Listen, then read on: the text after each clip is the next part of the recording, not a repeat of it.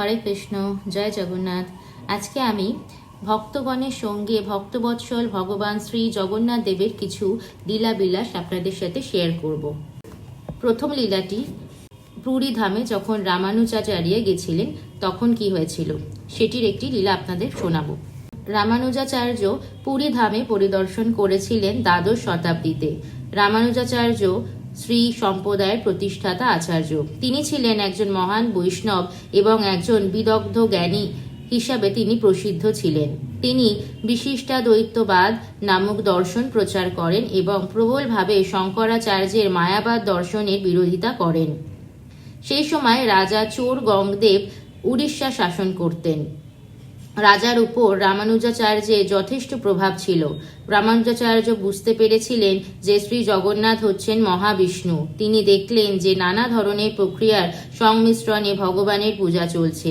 তিনি এই ভেবে উদ্বিগ্ন হলেন যে নিম্ন জাতির মানুষ যেমন দৈতাপতিরা পূজায় অংশগ্রহণ করছে। রামানুজাচার্য বিতর্ক করে বললেন যে কেবল বৈদিক পন্থানুসারেই ভগবানের পূজা করা উচিত। তিনি জগন্নাথ মন্দিরে পূজার পদ্ধতি পরিবর্তন করতে চাইলেন।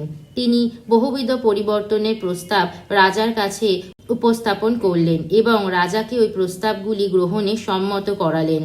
জগন্নাথের সেবকগণ এই নতুন পদ্ধতিতে আপত্তি জানালেন এবং পুনর্বিবেচনার আবেদন জানালেন, কিন্তু রাজা তাদের অনুরোধে কর্ণপাত করলেন না। অবশেষে একটি তারিখ স্থির হল যেদিন রামানুজাচার্য নতুন পূজা পদ্ধতি প্রবর্তন করবেন। রাজা ও সকল ব্রাহ্মণগণ খুব সকালে মন্দিরে উপস্থিত হলেন।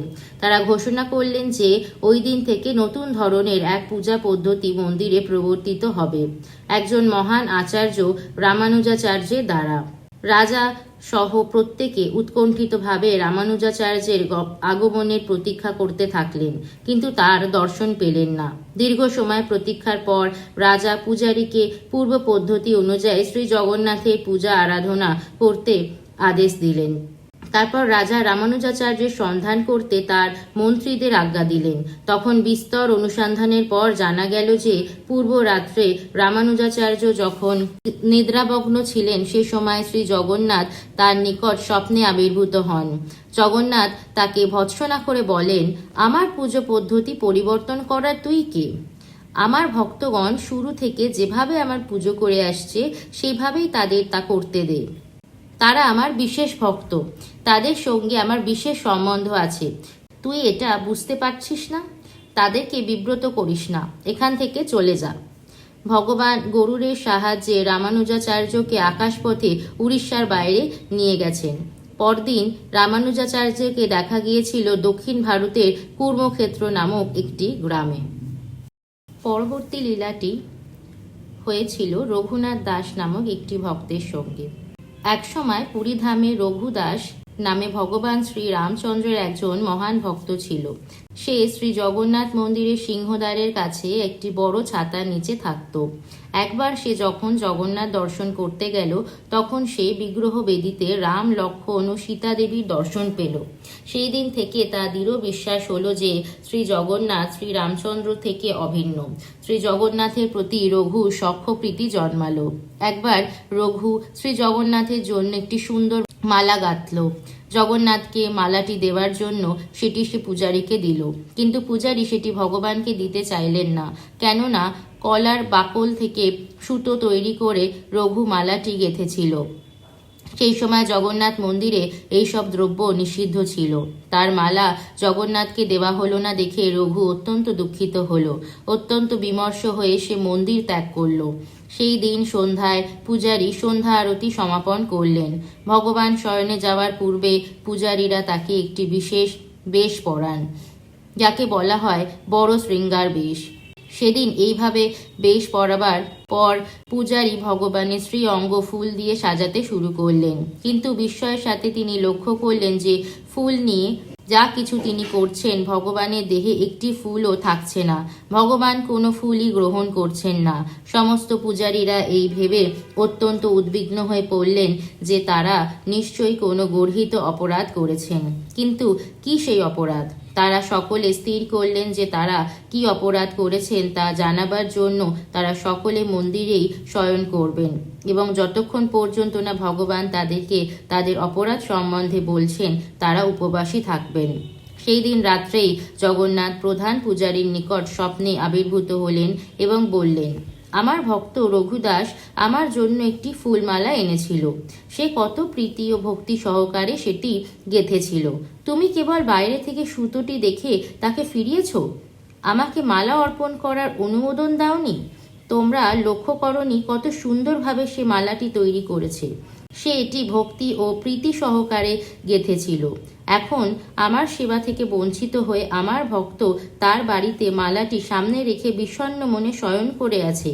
সে কিছুই আহার করেনি আর অবিরাম অশ্রুপাত করছে। এখনো সে নিদ্রাও যায়নি। আমার ভক্তের মনো অভিলাষ পূর্ণ না হলে কিভাবে আমি তোমাদের কাছ থেকে মালা গ্রহণ করে নিদ্রা যাব? তৎক্ষণাৎ প্রধান পূজারী জেগে উঠলেন এবং অন্যান্য পূজারীদেরকে সমস্ত কথা জানালেন। তখন তারা সকলে রঘুদাসের কাছে গেলেন, তাদের অপরাধ স্বীকার করলেন এবং শ্রী জগন্নাথকে তার মালা অর্পণ করতে বললেন। রঘুদাস অত্যন্ত খুশি হলো এই শুনে যে ভগবান এত করুণাময় যে তিনি স্বয়ং তার মালা গ্রহণের জন্য অপেক্ষা করছেন। রঘুদাস আনন্দে বিহ্বল হলো। একবার রঘুদাস খুব গুরুতর একটি অসুখে পড়ল। তার স্বাস্থ্য এতই ভেঙে গেল যে তার আর বিছানা থেকে উঠে দাঁড়াবার শক্তি রইল না। শয্যাতেই তাকে মলত্যাগ করতে হচ্ছিল। খুবই দুর্গন্ধ ছড়াচ্ছিল। রঘুদাস রোগ পীড়ায় কাতর হয়ে ঘন ঘন অচৈতন্য হয়ে পড়ছিল। এই অবস্থায় তার নিজেকে সাহায্য করার কোনো ক্ষমতা ছিল না। সে সময় একটি ছোট বালক রঘুদাসের সেবা করতে এলো। বালকটি তার দেহ বিছানা সবকিছু পরিষ্কার করলো। তার দেহ সে চন্দন প্রলিপ্ত করলো এবং ঘরে সুগন্ধি দ্রব্য দিয়ে ঘরে দুর্গন্ধ দূর করে ঘরকে শুদ্ধ করলো। রঘুর যখন বাহ্য জ্ঞান ফিরল তখন সে দেখল বালকটি স্বয়ং জগন্নাথ। রঘু জগন্নাথকে বলল, প্রভু, তুমি এখানে কি করছো? এইরকম হীন সেবা করে তুমি আমাকে অপরাধী করছো। তোমার সেবা গ্রহণ করে আমি আরো পাপগ্রস্ত হয়ে পড়েছি। হে প্রভু, তুমি অত্যন্ত দয়াময়, তুমি জগতের নাথ, তুমি সবকিছুই করতে পারো। তুমি যদি চাও সহজেই আমার রোগ পীড়া আরোগ্য করতে পারো, কিন্তু আমাকে সুস্থ করে দেবার পরিবর্তে কেন তুমি আমার এমন হীন সেবা করছো? উত্তরে শ্রী জগন্নাথ দেব বললেন, হ্যাঁ, আমি সহজেই তোমাকে রোগমুক্ত করতে পারি, কিন্তু আমি তোমার সকল প্রারব্ধ কর্ম নাশ করতে চাই, যাতে তুমি দেহান্তে আমার ধামে ফিরে আসতে পারো।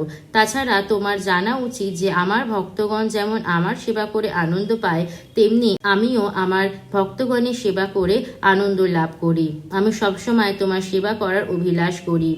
আমার ভক্ত আর আমার মধ্যে কোনো পার্থক্য নেই। এইভাবে প্রভু ও রঘুর মধ্যে অতি অন্তরঙ্গ সম্পর্ক হয়েছিল।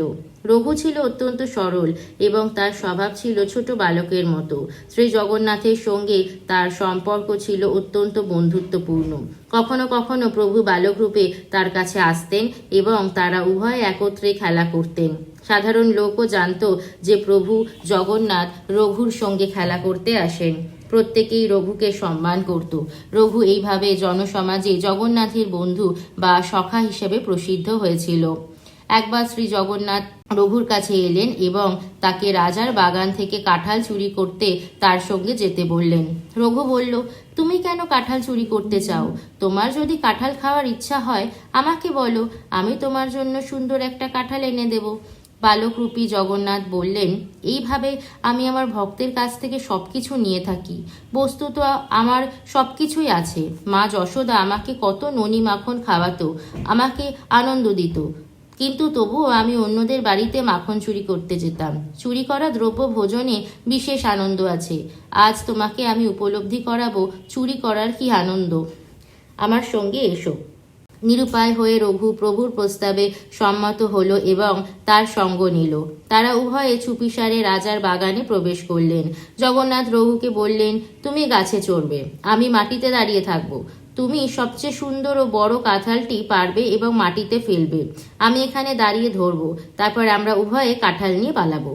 রঘু যথাযথভাবে প্রভুর নির্দেশ অনুসরণ করলো। রঘু কাঁঠাল গাছে উঠে সবচেয়ে বড় ও ভালো কাঁঠালটি খুঁজে বের করলো এবং সেটা পারল। জগন্নাথ চাপা স্বরে রঘু জগন্নাথকে ডাকলো, তুমি কি তৈরি? জগন্নাথ উত্তর দিলেন, হ্যাঁ আমি তৈরি, নিচে ফেলো। রঘু কাঁঠাল নিচে ফেললো। জগন্নাথ সেটা ধরবেন ভেবে, কিন্তু কোথায় জগন্নাথ? তিনি ইতিমধ্যে বাগান থেকে পালিয়ে গিয়েছেন। কাঁঠাল ধরার জন্য কেউই সেখানে ছিল না। সশব্দে কাঁঠালটি মাটিতে পড়ে ফেটে চৌচির হলো।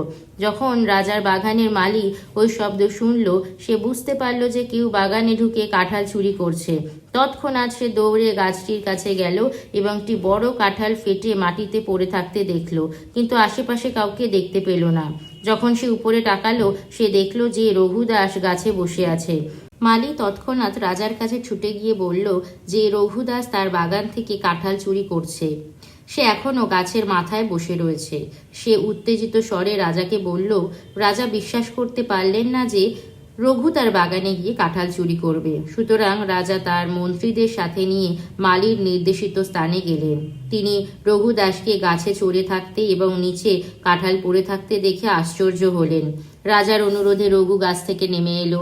রাজা রঘুকে জিজ্ঞেস করলেন, প্রভু, তোমার যদি কাঁঠাল খাওয়ার ইচ্ছে হয়ে থাকে তাহলে গভীর রাত্রে আমার বাগানে এসে গাছে চড়ার কি প্রয়োজন ছিল? তুমি আমাকে একবার বলতে পারতে, আমি কাঁঠাল পাড়ার ব্যবস্থা করে তোমার বাড়িতে পাঠিয়ে দিতাম। রঘু তখন প্রভু জগন্নাথ কিভাবে তাকে ঠকিয়েছে সব বৃত্তান্ত বলল। প্রত্যেকেই প্রভুর রম্য এই লীলা শুনে খুব আনন্দ পেল এবং সকলেই হাসতে লাগলো। তারা রঘুর মহত্বের জন্য তার গুণগান করলেন। এইভাবে সখ্য রসে প্রভু জগন্নাথ রঘুর সঙ্গে অনেক লীলা করেছিলেন।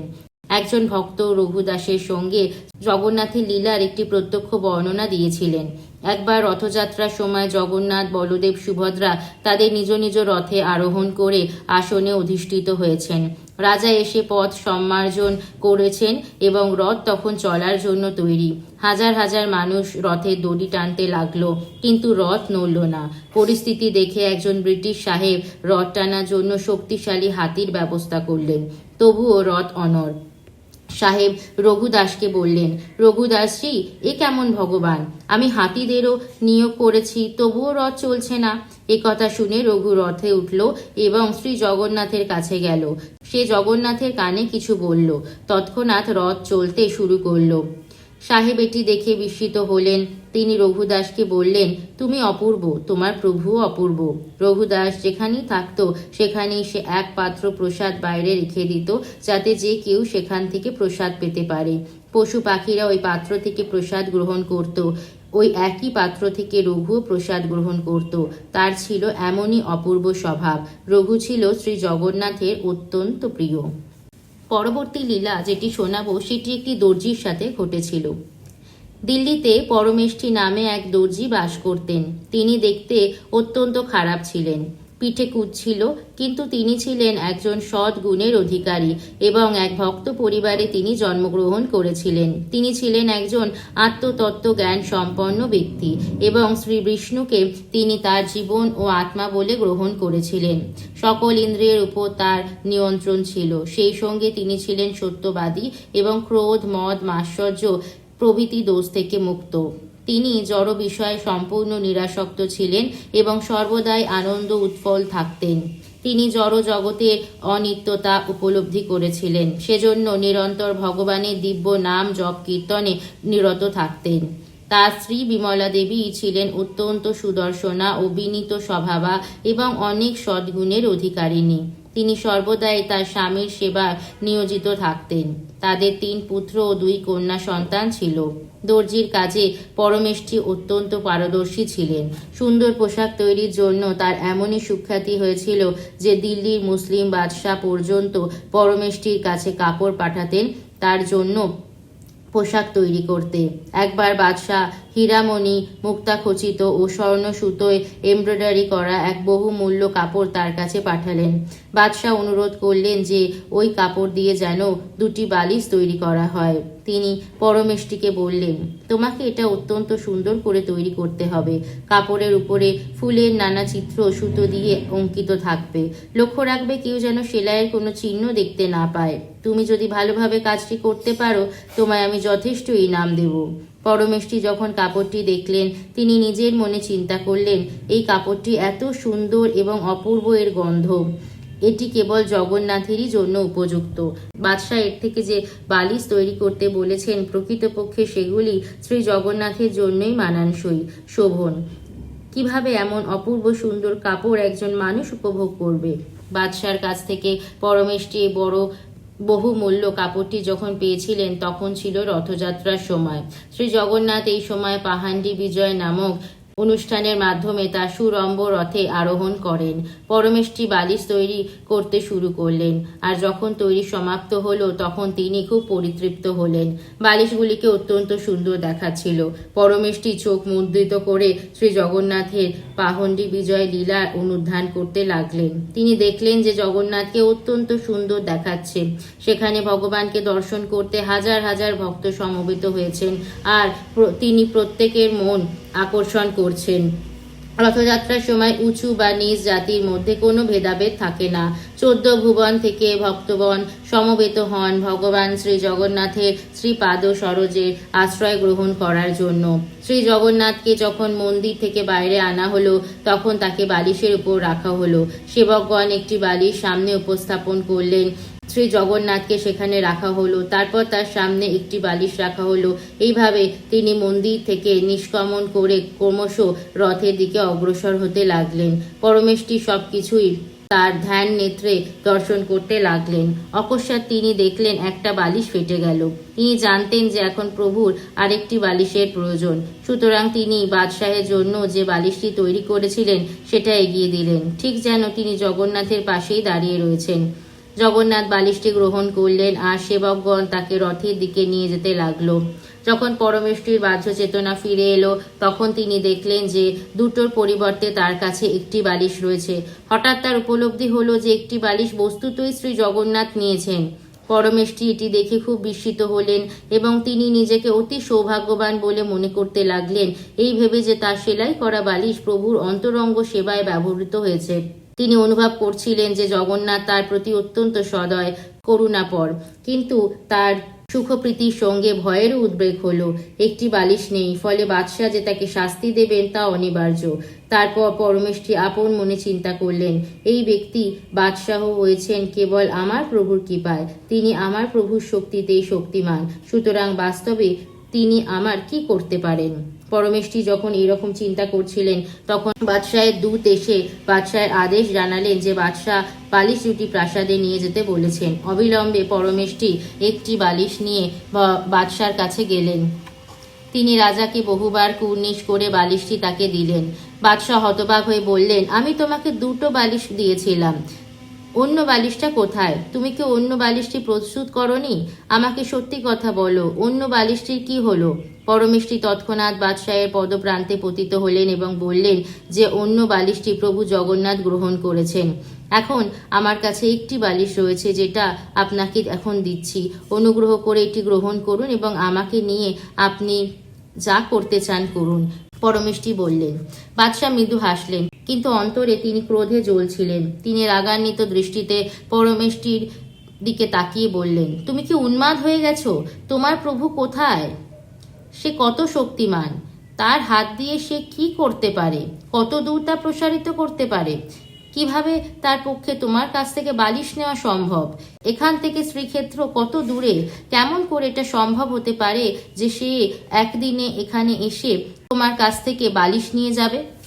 এইসব প্রশ্ন শুনে পরমেষ্টি জগন্নাথের নাম জপ করতে শুরু করলেন। তিনি রাজাকে বললেন, মৃত্যুকে আমি ভয় পাই না। আমি আপনাকে প্রভু জগন্নাথের শক্তির কথা ব্যাখ্যা করব। এখন তিনি দারুব্রহ্ম রূপে বিরাজিত, কিন্তু একই সাথে তিনি সারা জগতে ব্যাপ্ত। তিনি এই জগতের পরম নিয়ন্তা জগদীশ্বর। তিনি নীলগিরি নগরে বিরাজ করছেন, কিন্তু সেই সাথে তিনি সমগ্র জগৎ পালন করছেন। যখনই আপনি তাকে ডাকবেন এই জগতের যেখানে আপনি থাকুক না কেন তিনি তা শুনতে পাবেন। এমনকি যদিও তিনি তখন পুরীতে বসে রয়েছেন, তার প্রিয় অন্তরঙ্গ ভক্তগণের নিকট থেকে তিনি সবকিছু গ্রহণ করেন। তিনিও তার ভক্তের মধ্যে আপাত প্রতীয়মান দূরত্ব কোনো বাধা হয় না। তিনি ভক্তের মনোভাব অনুসারে সবকিছু গ্রহণ করেন। বাদশাহ যখন পরমেষ্টির নিকট থেকে এই ব্যাখ্যা শুনলেন তিনি অত্যন্ত ক্রুদ্ধ হলেন। তিনি বললেন, পাপী নীচ জাতি, এখন আমার কথা শোনো। আমার কোনো ভক্তি ভাব নেই, অথচ তুমি ভাব ও ভক্তিতে আপ্লুত। এখন আমি তোমাকে মৃত্যুদণ্ড দেব। তুমি তখন তোমার ইষ্টদেবকে স্মরণ করতে পারবে। দেখব কিভাবে তোমার প্রভু তোমাকে রক্ষা করতে পারেন। বাদশাহ তার লোকেদের আদেশ দিলেন, এই লোকটিকে গ্রেপ্তার করো, এই কুচপিটকে কারাগারে নিয়ে গিয়ে দড়ি দিয়ে বাঁধো, ওর পা শিকলে বেঁধে রাখো, তারপর বাইরে থেকে দরজা লাগিয়ে দাও। ওকে কোনো খাবার দেবে না, অনাহারে না খেতে পেয়ে ওকে মরতে দাও। দেখা যাক কিভাবে ওর প্রভু ওকে বাঁচায়। পরমেশটিকে ধরে তুলে নিয়ে যাওয়া হলো এবং কারাগারে নিক্ষেপ করা হলো। তিনি জগন্নাথের কাছে প্রার্থনা শুরু করলেন, হে ভাবগ্রাহী, দয়া করে আমাকে রক্ষা করো। হে কমলচরণ, দয়া করে রক্ষা করো। হে জগৎ কারণ, আমাকে রক্ষা করো। হে রক্ষাকর্তা চক্রপাণি, তুমি দ্রৌপদীকে এবং হস্তিকুলের রাজা গজেন্দ্রকে তো তাদের ঘোর সংকটকালে রক্ষা করেছিলে।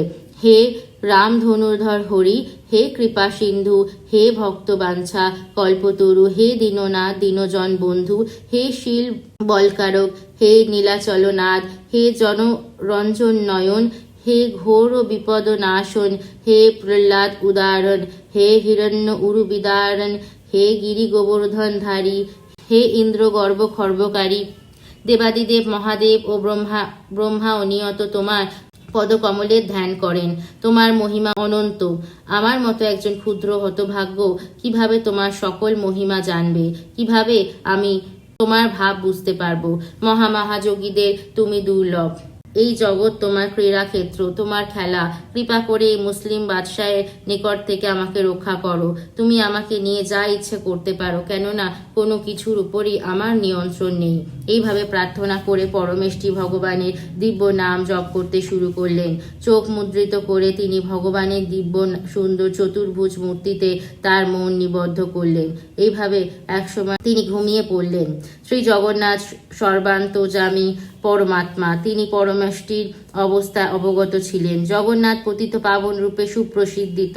তিনি তার ভক্তদের দুর্দশা সহ্য করতে পারেন না। তৎক্ষণাৎ তিনি দিল্লি পৌঁছলেন এবং সেই ব্যক্তির গৃহে পৌঁছলেন যেখানে পরমেষ্টিকে আটক করে রাখা হয়েছিল। ভগবানকে অত্যন্ত উজ্জ্বল জ্যোতির্ময় দেখাচ্ছিল। তিনি পরমেষ্টির উপর তার কৃপা দৃষ্টি নিক্ষেপ করলেন। যখনই ভগবানের কৃপা কটাক্ষ তার উপর পড়ল, তৎক্ষণাৎ পরমেষ্টির পা থেকে শিকল খুলে গেল। তাকে বেঁধে রাখার সব দড়িগুলো খুলে পড়ল। যখন তিনি চোখ খুললেন, তিনি তার সামনে শ্রী জগন্নাথ দেবকে দর্শন করলেন। সেই আদি মূল, সবকিছুর মূল কারণ, অভয় বরদাতা, বৃত্তবাঞ্ছা কল্পতরু ভগবান স্বয়ং পরমেষ্টির দিকে স্মিত হাস্যোজ্জ্বল বদনে তাকিয়েছিলেন। তিনি তাকে বললেন, তুমি এত উদ্বিগ্ন হচ্ছ কেন? যতক্ষণ আমি তোমার সঙ্গে আছি, কাউকে বা কোনো কিছুকে তোমার ভয় করার প্রয়োজন নেই। যতক্ষণ আমার হাতে সুদর্শন রয়েছে, ততক্ষণ আমার ভক্তগণ পরম শক্তিশালী ও সুরক্ষিত। তখন ভগবান তার শ্রী চরণ কমল পরমেষ্টির চরণে স্থাপন করলেন। তৎক্ষণাৎ তার কুচ অদৃশ্য হলো। তিনি অত্যন্ত সুন্দর সুদর্শন হলেন। এই ভক্তের কি সৌভাগ্য! এমনকি দেবরাজ ইন্দ্র এমন সৌভাগ্য লাভ করতে পারেননি। ভগবানের শ্রী পাদ পঙ্কজ মস্তকে ধারণ করে পরমেষ্টি এতই ভাববিহ্বল হয়ে পড়েছিলেন যে তার মুখে বাক্য সরছিল না। এইভাবে ভগবৎ চরণ স্পর্শে তিনি সম্পূর্ণ রূপে পরিশুদ্ধ হয়েছিলেন। তারপর জগন্নাথ দিল্লিতে মুসলিম বাদশাহের কাছে গেলেন। বাদশাহ যখন গভীরভাবে নিদ্রামগ্ন, তখন শ্রী জগন্নাথ তার নিকট স্বপ্নে আবির্ভূত হয়ে বললেন, মূর্খ অজ্ঞ বাদশাহ, আমি তোমার এই পদ দিয়েছি, কিন্তু তোমার যে বিষয়ে কোনো বোধাজ্ঞা নেই। তুমি আমার ভক্তকে দণ্ডদান করছো সামান্য একটা বালিশ দেওয়ার জন্য। এই জগতের সবকিছুই আমার সম্পত্তি। সে কেবল আমার সম্পত্তি আমাকে ফিরিয়ে দিয়েছে। সে কি তোমার পিতার সম্পত্তি আমাকে দিয়েছে? এখন আমি তোমাকে এখনই কারাগার থেকে তাকে মুক্ত করে দেওয়ার আদেশ দিচ্ছি। তার পদপ্রান্তে পতিত হয়ে তার পুজো করো। যদি তুমি সেটা না করো, তাহলে তোমাকে তোমার সমস্ত বংশ পরিবার সহ শেষ করব। আমি তোমাদের সবাইকে কেটে টুকরো টুকরো করব। ভগবান তখন বাদশাহের পিঠে চাবুক দিয়ে প্রহার করতে শুরু করলেন। তাকে চাবুক প্রহারের পর শ্রী জগন্নাথ প্রাসাদ হতে অন্তর্নিহিত হলেন। এইভাবে প্রবলভাবে চাবুকের আঘাত খেয়ে বাদশাহ এত বেদনা অনুভব করতে লাগলেন যে তার ঘুম ভেঙে গেল এবং তিনি সরবে চিৎকার ও ক্রন্দন করতে লাগলেন। তিনি ভাবলেন, এটা কেবলই এক দুঃস্বপ্ন, কিন্তু যখন তিনি গায়ের চাবুক প্রহারে সুস্পষ্ট চিহ্নগুলি দেখলেন তখন তিনি উপলব্ধি করলেন যে এটা কোনো সাধারণ স্বপ্ন নয়। বাদশাহ ভাবতে লাগলেন, কার পক্ষে এমনটা করা সম্ভব? তিনি অবশ্যই খোদা তালাই হবেন। তিনি আমার কাছে এসে আমাকে একটি শিক্ষা দিয়েছেন। তিনি এটি তার ভক্তের জন্য করেছেন। যদি আমি তার আদেশ পালনে বিলম্ব করি তাহলে আমি গভীর সংকটে পড়ব। পরদিন খুব ভোরে বাদশাহ স্বয়ং কারাগারে গেলেন এবং নিজে দর্জিকে আটক রাখার কুঠুরিটি খুললেন। তিনি বিস্মিত হয়ে দেখলেন যে পরমেশটি শিকল বা দড়ির বন্ধন থেকে সম্পূর্ণ মুক্ত। তিনি আরও দেখলেন যে তার পিঠে কোনো কুঁজ নেই, আর তিনি অত্যন্ত সুন্দর ও উজ্জ্বল হয়ে উঠেছেন। তিনি প্রশান্ত চিত্রে বসে নাম জপ করছেন। ভয়ভীত বাদশাহ তাকে এইভাবে দেখে তাকে তার বুকে টেনে আলিঙ্গন করলেন। তিনি তাকে ফুল, মালা ও চন্দনে শোভিত করলেন। তাকে বহুবিধ রত্ন দিয়ে সাজালেন। তার শিরদেশ বহুমূল্য পাটনি শাড়ি নির্মিত উষ্ণিসে শোভিত করলেন। গভীর বিনয় সহকারে বাদশাহ বললেন, আপনি অত্যন্ত সৌভাগ্যবান, ভগবত কৃপাধন্য। আপনি এই গ্রহকে পবিত্র করেছেন। আমি পরম আন্তরিকতা সহকারে আপনাকে বলছি, আজ থেকে আপনি হবেন আমাদের কুলগুরু ও পারিবারিক গুরু। বাদশাহ তখন তার প্রধান হাতিকে আনার নির্দেশ দিলেন এবং পরমেশটিকে হাতির উপরে বসিয়ে মহা আড়ম্বরে শোভাযাত্রা করে সমগ্র দিল্লি পরিক্রমা করলেন এবং সারাক্ষণ বাদশাহ তার গুণগান করতে লাগলেন। পরবর্তীতে বাদশাহ পরমেশটিকে প্রাসাদে নিয়ে এলেন। পরমেশটি এরপর নির্বিঘ্নে শ্রী জগন্নাথের পূজা আরাধনা করতে লাগলেন। দেহাবসানে তিনি আপন আলয় ভগবত ধামে ফিরে গেলেন। জয় শ্রী জগন্নাথ দেব কি জয়। গল্পগুলি ভালো লাগলে চ্যানেলটি সাবস্ক্রাইব করবেন, অন্যদের সাথে শেয়ার করবেন আর কমেন্টে লিখবেন জয় জগন্নাথ, হরে কৃষ্ণা, হরি বল। সবাইকে ধন্যবাদ।